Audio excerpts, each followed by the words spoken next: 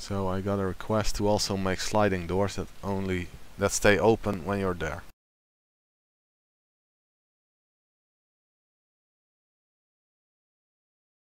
Let's take a look-see then.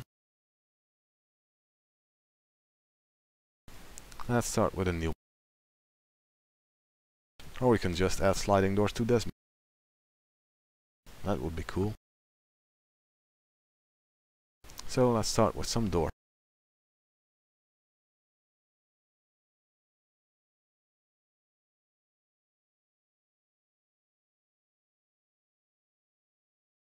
Like so. And I'll now make each of these doors into its own script brush model.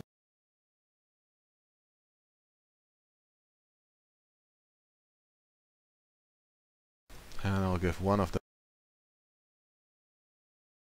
a target name left, and one of them the target name right.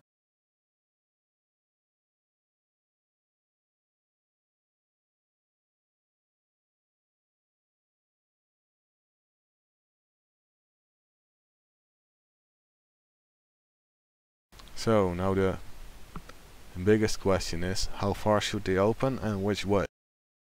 This one starts at x is 312,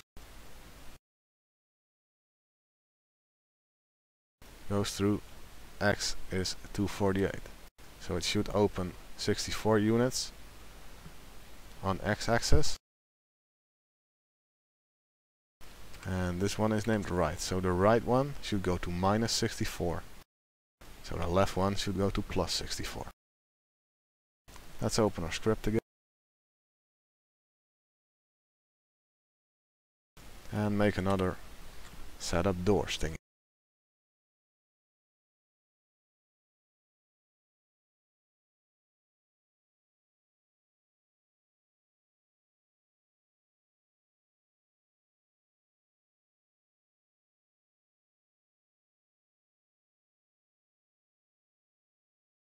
However, this thing should be threaded, and I forgot to make a trigger which checks if there's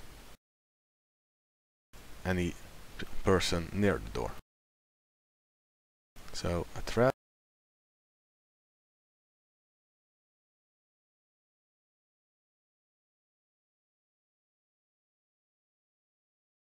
and the trigger, and I'll call that trigger door trigger.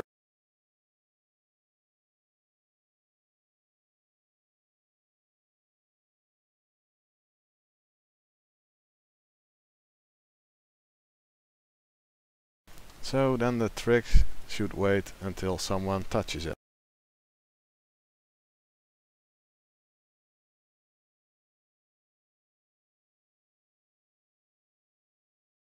As I don't care who touches it, I don't need to put a comma player there, so that's nice. And then the door should open. But given that I have two doors, I cannot properly use move X and move I or move Z. I need to use move 2, or I'll need to use other trickery, but I don't want to, so I'll just use move 2. But in order to store their original position, I'll store their position at map start. So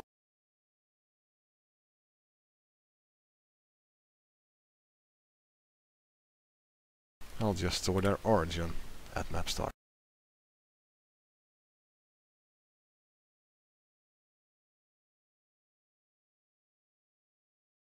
And as such, I can just make the doors move open whenever someone is there. I need to double check which door needed to go where though. The right door needed to go to minus 64.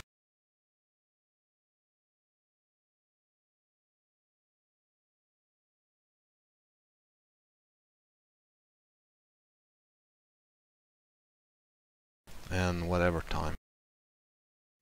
I like doors to be a bit slow. And to have a startup delay and a slowdown delay.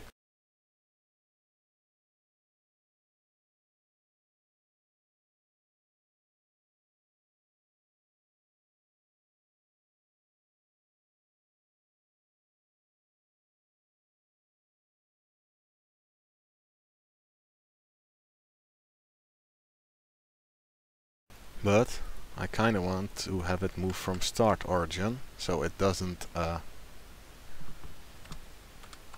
get fucked up later on. So then the door should be open, or at least after I wait 2 seconds. And then the door should remain open for at least 3 seconds, or 3 seconds plus whatever time a player is there. So at least 3 seconds. I can combine this easily enough into a wait 5. And then what I need to do is just check every frame if anyone is inside that trigger. The trigger will not trigger because that's over here and I'm over here.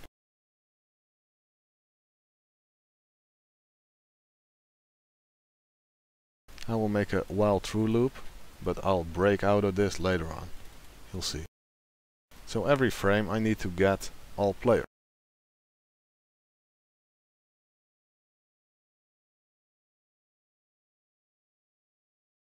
Which is easily done. Then I'll need to loop over all players.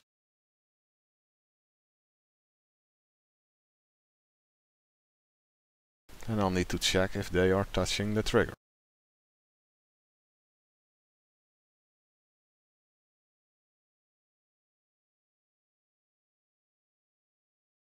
What happens then? I start out with the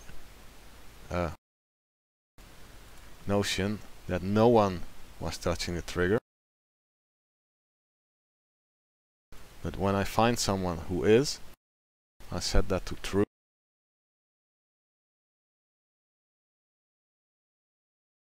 And I'll just break out of this for loop, because if one player is touching, I'm not interested in what the others are doing. I know enough. That means that if someone is touching the trigger, over here touching will be true.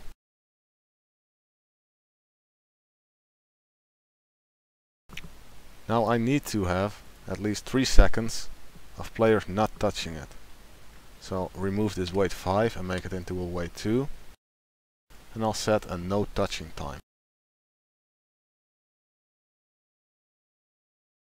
of 3 seconds. So whenever a player is touching it, this time will reset.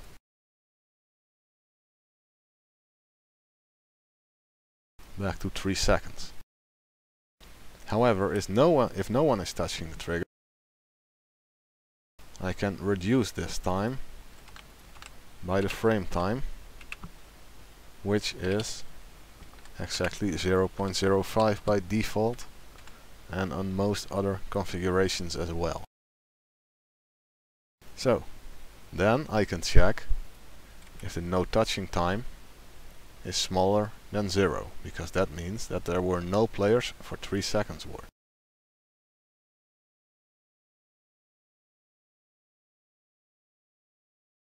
If that happens, and I'm still in this while loop, I can just break out of this while loop using break.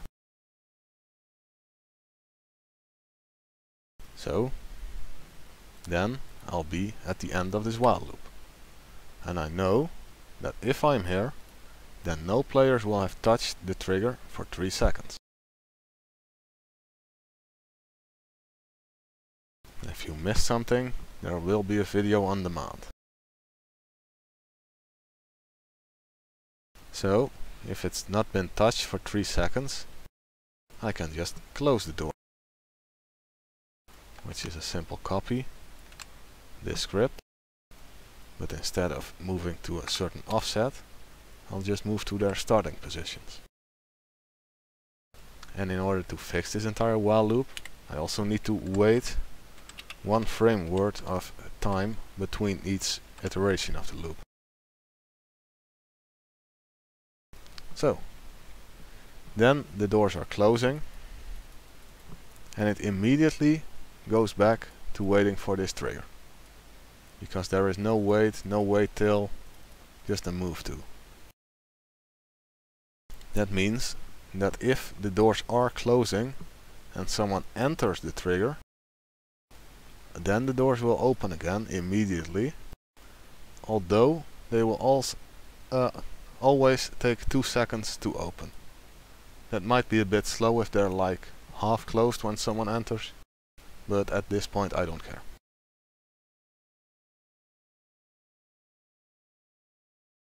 So I'll just keep it like this. I'll save my map and compile it.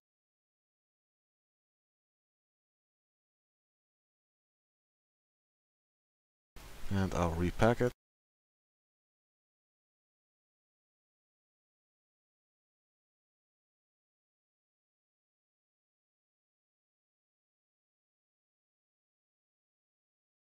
And I'll copy it back to my main.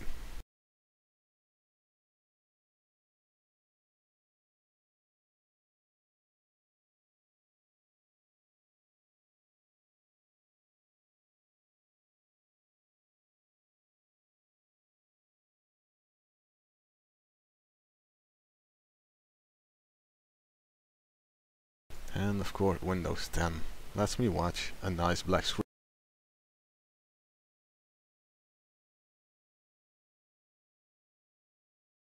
I'll start my map. I'll start a secondary color.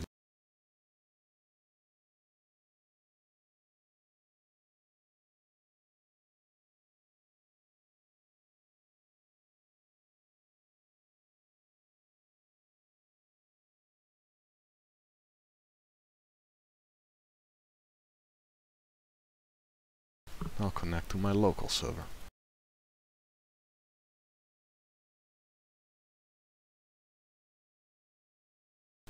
And as you can see, the doors are closed. If I approach them, they open. If I stay here, they should remain open. I'll just wait here 5 seconds.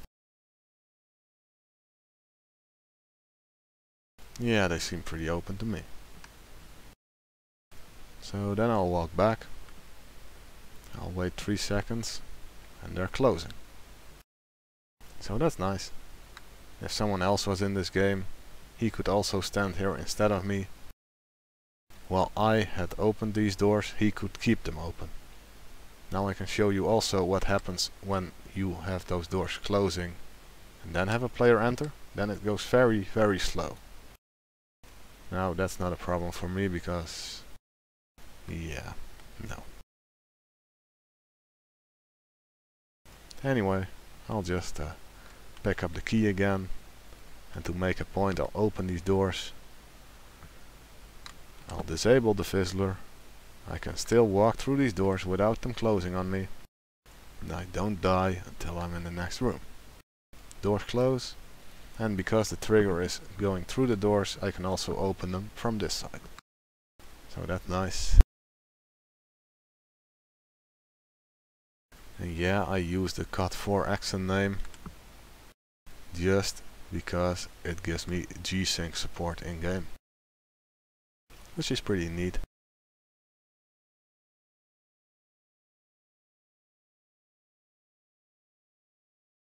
Anyway, that's sliding doors. It's also a reason why sliding doors are so damn hard to implement properly.